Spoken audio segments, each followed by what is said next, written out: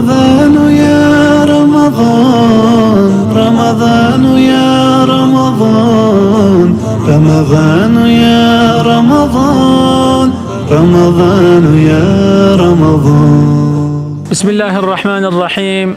الحمد لأهله والصلاة على أهلها. أما بعد فأعوذ بالله من الشيطان الرجيم. قد أفلح من تزكى وذكر اسم ربه فصلى. صدق الله العظيم. اللهم صل وسلم وبارك على سيدنا ونبينا ومولانا محمد وعلى آله وصحبه وسلم. بینندگان و شنوندگان گرامی، من و شما در یکی از شبهای پرخیر و پربرکت دهه اخیر رمضان المبارک قرار داریم.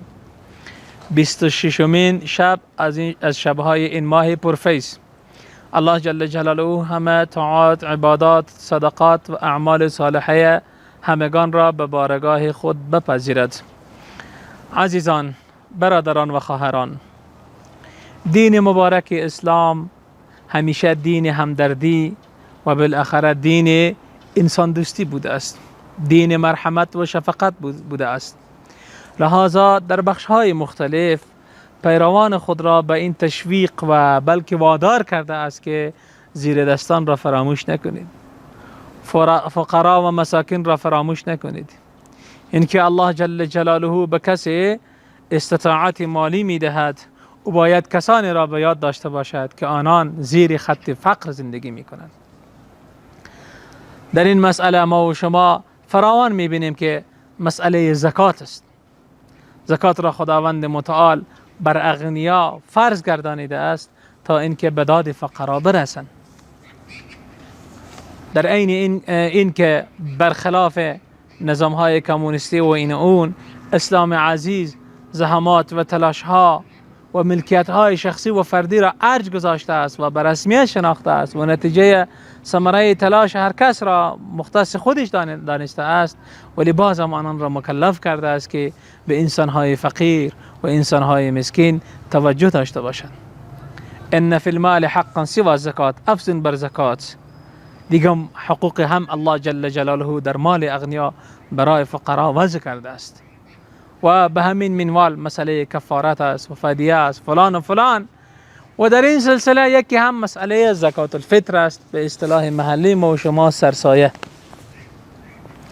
سرسایه دوستان و عزیزان فلسفه بزرگی دارد، طوری که یکی از حکمت ها و فلسفه های روزه رمضان مبارک همین است که انسان های ثروتمند از حال فقرا و مساکین آگاه شوند. به عین منوال نتیجه این می شود که انسان های ثروتمند باید به داد مساکین برسند. لذا الله جل جلاله بر مسلمانان واجب قرار داد که باید چیزی را به نام زکات الفطر یا سرسایه بپردازند. و این آیه را که خدمت شما تلاوت کردم از نظر بعضی مفسرین اعظام چنین تفسیر و ترجمه می شود: قد افلح من تزکا، همانا فلاح به دست آورد، پیروزی حاصل کرد و کامیاب شد کسی که تزکا زکات الفطر پرداخته است. و با پرداختن زکات الفطر انسان تزکیه می شود، از بیماری پلید بخالت انسان نجات پیدا می کند و با فقرا و مساکین او شریک می شود و از حال آنان آگاه می شود و دست کمک و اعانه را با آنان دراز می کند. و ذکر اسم ربه، نام پروردگار خود را ذکر کرده است. و صلی و نماز عید را به جا آورد. یعنی انسان زمانی که از آغاز ماه مبارک رمضان تا پایان از او طوری او را سپری کند که الله جل جلاله حکم کرده است، در نتیجه انسان فلاح به دست می آورد. طوری که برای شما معلوم است فلاح یک کلمه است که مفهوم فوق العاده کامل و با ارزشی دارد. فلاح را مفسرین اعظم چنین تفسیر کردند: فلاح این است که کل آرزوهای انسان برآورده شود و هیچ خواسته از او بدون حصول باقی نماند. و این چیزی است عزیزان که در بهشت نصیب می شود. در این دنیا همه آرزوهای هیچ کس برآورده نشده است، چه مؤمن باشد چه کافر، ولی این در بهشت است. و نتیجه این به دست می رسد که انسان به بهشت می رسد اگر ماه رمضان را طوری سپری کند که الله جل جلاله از او خواسته است. قد افلح من تزکا، همانا فلاح به دست آورد، پیروز شد کسی که خود را تزکیه کند و زکات الفطر را بپردازد. عزیزان، رسول الله صلی الله علیه و سلم می فرمایند که زکات الفطر طهرة للصائم، سرسایه را که انسان می پردازد این انسان روزدار را پاک می کند من اللغو و الرفث. در طول روزهای رمضان انسان ضعیف و ناتوان است، شاید بیهوده گفته باشد، شاید کسی را خدا نکنه داودش نام داده باشد، شاید کلمات ناجایز را به زبان آورده باشد. با پرداختن سرسایه الله جل جلاله اینها را جبران می کند، روزه انسان کامل می شود، روزه انسان تصفیه و پاک می شود. چقدر ارزش داره، مبلغ ناچیز ولی برای انسان فوق العاده مفید و مثمر است. یک بخش از فلسفه های پرداخت سرسایه این است که انسان بالاخره روزه از او کامل می شود و کوتاهی ها و نقصاناتی که در روزه او مرتکب شده بود آنها جبران می شود. و جنبه دیگر از او و طعمة للمساکین، و سرسایه که هست او یک نوع غذا و هدیه است که الله جل جلاله او را تقدیم مساکین می کند. اسلام عزیز نمیخواهد که پیروان ثروتمند و غنی از او در روز عید شادمان و خرم بگردند ولی مؤمنان و مسلمانان مسکین پریشان حال زندگی کنند. باید اغنیا و ثروتمندان در این روز از حال مساکین خبر بشوند، دیگه نه به طور خاص با پرداخت سرسایه باید دست آنان را بگیرد، باید به داد آنها برسد. اسلام عزیز دین همدردی است. اسلام عزیز هیچگاه فقرا و مساکین را تنها و بیچاره نمیگذارد. لحاظا یکی از فلسفه ها جنبه دوم بالاخره سرسایه این است که انسان دلهای مساکین و فقرا را خوش بسازد. لحاظا اولین فرصتی که سرسایه روزه بر انسان فرض می شود طلوع صبح روز عید است، اولین روز از روزهای شوال و ماه عید که طلوع می کند بر انسان سرسایه لازم می گردد.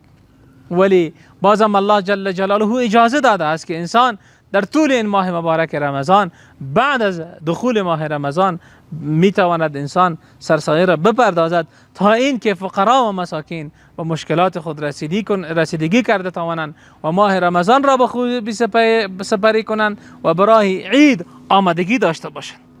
لحاظا پیغمبر علیه السلام می فرماید فمن اداها قبل الصلاة فهي زکات مقبوله، کسی که سرسایه را قبل از نماز عید بپردازد این یک زکات، یک سرسایه است که الله جل جلاله میپذیره، چون سر وقت به جایش میرسه و به مسکین فرصت میدهد که به مشکلات خود رسیدگی کند و بالاخره همانند انسانهای ثروتمند زن و فرزند از او هم مراسم عید را به خوشحالی سپری کند. و من اداها بعد الصلاة فهي صدقه من الصدقات، کسی که بعد از رمضان بعد از نماز عید صدقه فطر میپردازد یک صدقه است، یعنی از اون ارزش و بالاخره جایگاه برخوردار نیست که انسان وقتی و قبل از نماز عید را ادا کرده است. لحاظا مسئله اندازه صدقه به طور نرخ امساله اگر انسان از گندم میپردازد او را 74 تا بالاخره 90 افغانی بنابر شهرهای مختلف افغانستان تعیین کردند. اگر کسی از جو میپردازد او 140 افغانی میپردازد و کسی که از نصاب بالاخره خرما میپردازد او میشه فوق 300 افغانی و کسانی که از نصاب کشمش میپردازند میشود فوق 600 افغانی. لحاظا عزیزان و سرورانی که خداوند متعال به اونها توان مالی داده است کوشش بکنن از همون نصابی بالاخره کشمش بپردازن فوق 600 یعنی نزدیکای 700 افغانی فی نفر بپردازن تا اینکه مساکین و فقرا بهتر شادمان بشوند و مشکلاتشان حل بشود و کسانی که باز ناتوان هستند میتوانند از نصاب بالاخره پیمانه گندم بپردازن نصف سا که همو 74 تا 90 افغانی فی نفر می باشد تا اینکه در کنار از اینکه الله جل جلاله را راضی کرده باشیم خوشحالی و شادمانی را به خانه از خانه های فقیران و مساکین هم برده باشیم. در نتیجه الله جل جلاله در میدان حشر هم از مایان راضی خواهد شد و خوشحالی اخروی نیز نصیب ما خواهد گردید و برکات و خیر از این خوشحال کردن دلهای مساکین در خود ما، در مال، در فرزندان و در همه ما انشاءالله مشاهده خواهد گردید. الله جل جلاله چنین توفیق را ارزانی بدارد.